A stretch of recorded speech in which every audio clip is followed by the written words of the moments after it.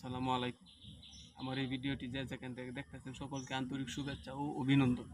আজকের ভিডিওটা দিতে চেয়েছেন আমাদের অঞ্চলে সর্বপ্রথম এই বীজতলা হচ্ছে এগুলো।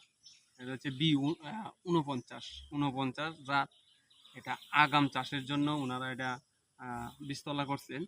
আর এখন মনে করেন যে আর সর্বোচ্চ 10 দিন বা এক সপ্তাহ 10 দিন এরকমই লাগবে। এগুলা উঠায় এনে খেতে রোপণ করবে। খুব সুন্দর দেখেন একটা বীজতলা হয়েছে।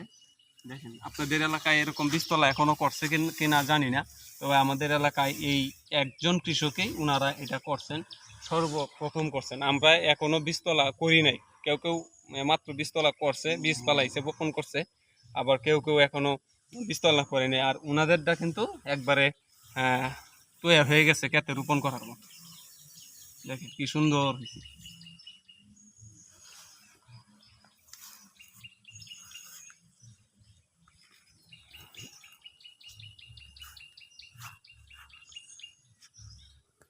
এই পাশে দেখেন আরেকটা আছে, এই পাশে